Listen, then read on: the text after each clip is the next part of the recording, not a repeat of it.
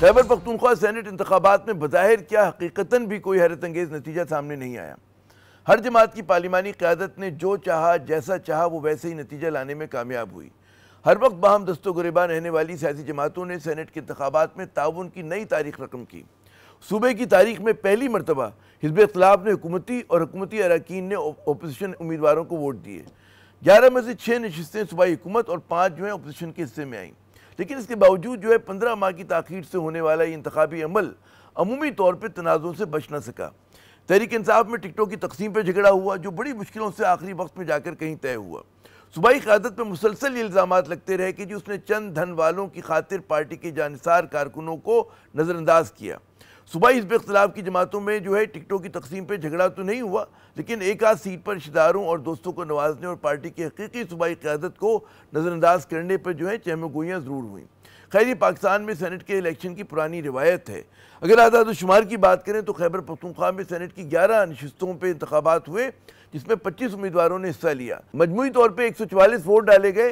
इंतखाबात का अमल कैसा रहा, अलीमीन गंडापुर साहब ने अंदरूनी मुखालफत पर कैसे काबू पाया, जानते हैं आज न्यूज़ की ब्यूरो चीफ पेशावर फरजाना अली साहिबा से। तो फरजाना साहिबा, दिलचस्प बात यह है कि कोई कहते हैं ना कोई सरप्राइज नतीजा सामने नहीं आया, कोई हैरत अंगेज़ बात नहीं हुई। और जो लोग कहते हैं जी असल जो बगावत हुई थी वो तो तहरीक इंसाफ में हुई थी, अलीमीन गंडापुर साहब को क्या जतन करने पड़े इस किस्म का नतीजा लाने के लिए? बहुत शुक्रिया आमिर, आपने ये जो सवाल किया है तो वाकई ये अलीमीन गंडापुर साहब की एक बहुत बड़ी जीत है।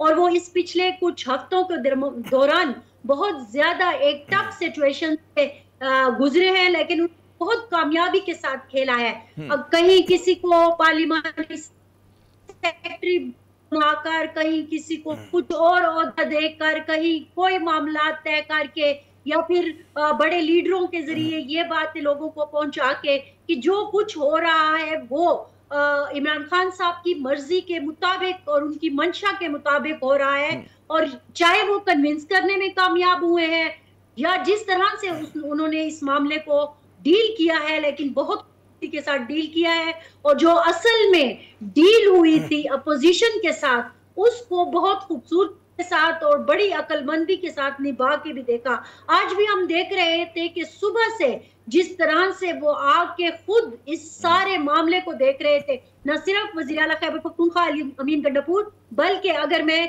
कहूं कि अपोजिशन लीडर डॉक्टर इबाद जिस तरह मिलके इस सारी चीज को देख रहे थे और उन्होंने एक एक वोट को जिस तरीके से गुजारा है वो भी सारे लोगों को पता है। तो मेरा ख्याल में अलीमीन को क्रेडिट जाता है कि उन्होंने जो भी खेला है बड़ी खूबसूरती के साथ। अच्छा, अब जो दिलचस्प बात ये कि ये जो डील हुई थी हिज़्ब इख्तिलाफ से, इसी पे अलीमीन गंडापुर पे तनकीद हो रही थी। एक तो ये वजह थी, दूसरी ये थी कि बाद ऐसे लोगों को टिकट दिया गया जिसको उनके पार्टी के जो जानिसार थे वो समझते थे कि गलत दिया गया। तो ये दोनों बड़े हसास मामला थे।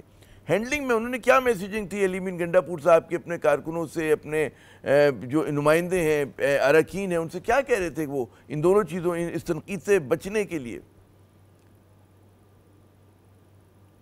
मैंने आपको जैसे कि अर्ज किया कि ये जो मुख्तलिफ लीडर्स फिर हमने देखा कि सामने आ गए और उन्होंने आके उन लोगों को समझाया और बताया कि जो एक शक की फिजा आप लोग कायम कर रहे हो कि ये लिस्ट, सबको तो यही शक था ना कि जो फहरिस्त दी गई है इनफैक्ट ये इमरान खान साहब की तरफ से लाई हुई फहरिस्त नहीं है, कहीं और बनाई गई है। पर मैं ये जरूर कहना चाहूंगी कि जो मेन मसला यही था कि लोग बैरिस्टर के ऊपर जो है और शक कर रहे थे, लेकिन बार बार यही उनसे कहा जा रहा था कि बैरिस्टर साहब खुद से ये लिस्ट बना के नहीं ले आए हैं, बल्कि ये बकायदा वो खान साहब के पास लेके गए और उन्होंने इसकी मंजूरी दी और फिर आके ये सारा कुछ किया गया है। तो वो लोगों को मेरा ख्याल में जो एक शक शुबा था वो दूर हो गया। फरजाना ये बताइए कि अलीमीन गंडापुर साहब ने जो नाराज अरकान हैं उनके तहफ़्फ़ुज़ात किसी न किसी तरह दूर किए, क्या जब आपकी कुछ नाराज उनसे बात हुई नाराज अरकान से, वो क्या कह रहे थे?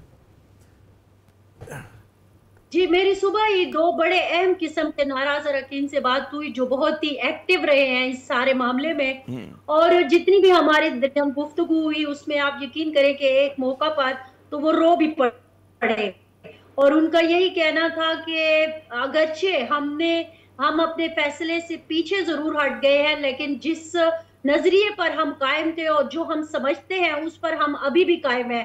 बहुत सारे सीनियर रहनुमाओं ने हमें कॉल की, हमसे राब्ता किया, हमारे पास आए और उन्होंने हमें बताया कि आपका ये इस तरह से खड़े होना और अपने कागजात वापस ना लेना और पार्टी के अगेंस्ट इनफैक्ट खड़े होना, जो कि वो समझते हैं कि वो पार्टी के अगेंस्ट नहीं थे, लेकिन बहरहाल वो कह रहे थे कि पार्टी के अगेंस्ट खड़े होना एक एक पॉइंट पर असर डालेगा।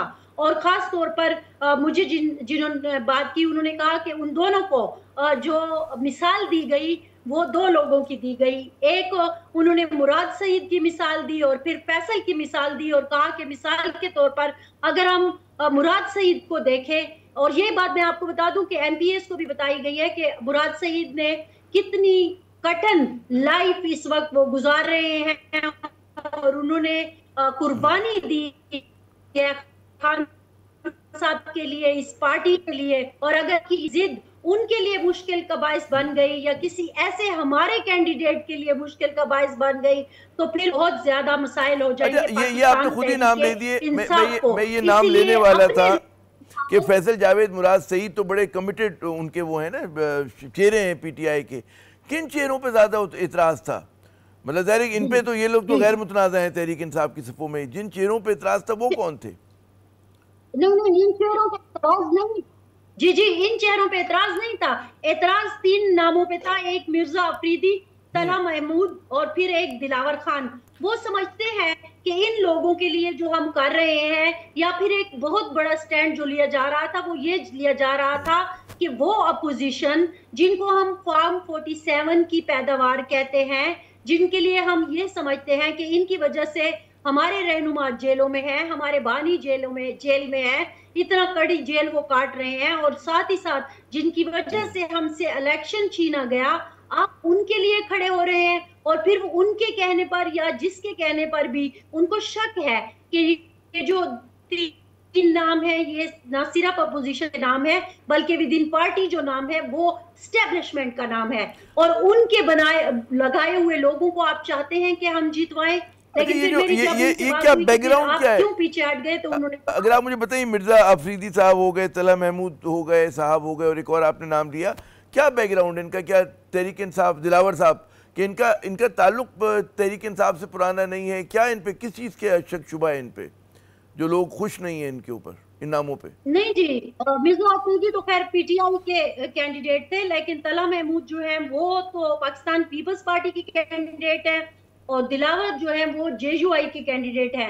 तो वो ये कह रहे थे कि एक तो सिर्फ मैंने जैसे आपसे अर्ज किया ना, एक तो ये है कि आप अपोजिशन के साथ क्यों बैठ रहे हो और उस अपोजिशन के साथ बैठ रहे हो जिसको आप सारी उम्र हम 47 का कहते रहे हो, और फिर दूसरा ये जो जिन लोगों को आप खड़ा कर रहे हो वो तो किसी और के लगाए हुए लोग हैं और वो पैसे से आने वाले लोग हैं। तो ये एक जो चीज है, ये के पीछे पैसा चल रहा था और बहुत सारे मसाइल हैं। तो शक जो था ना वो सिर्फ एक नहीं था, एतराज जो था वो सिर्फ एक नहीं था, एतराज भी बहुत सारे थे। अपने लोगों पर कोई एतराज नहीं था। वो मैं आपसे कह रही हूँ ना, उन्होंने कहा हम अगर रात को अपना फैसला वापस लेते हैं तो वो सिर्फ हमने मुराद सईद की वजह से अपना फैसला वापस लिया, हमने अपने उन लोगों की वजह से फैसला वापस लिया जिन्होंने हमारे लिए कुर्बानियां दी, पीटीआई के लिए कुर्बानियां दी।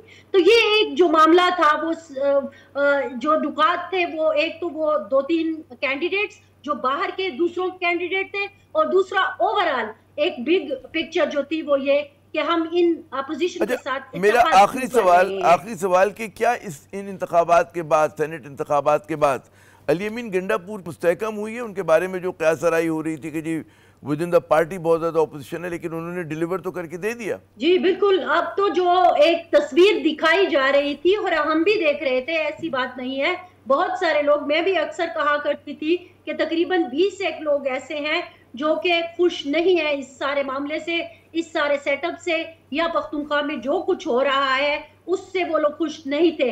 लेकिन जिस तरह भी सही वजीर आला खैबर पख्तूनख्वा अली अमीन गंडापुर ने उन्हें राम कर लिया है। अब वो जो एक इनके ऊपर तलवार लटक रही थी कि हम अक्सर कहते थे कि सेनेट का इलेक्शन वाजे करेगा अली अमीन गंडापुर साहब के आइंदा के मुस्तकबिल को। तो मेरा ख्याल में वो एक सवालिया निशान फिलहाल तो हट गया है, क्योंकि उन्होंने फिलहाल डिलीवर वो कर सवालिया दिखाया निशान है। हट गया। अब बहुत हम बहुत शुक्रिया फरजान अली साहिबा। नाज़रीन, बड़ा अहम सवाल ये कि क्यों इस मुल्क में जो है सेनेट के इंतखाबात हर मरतबा जो है किसी न किसी तनाज़े के शिकार हो जाते हैं।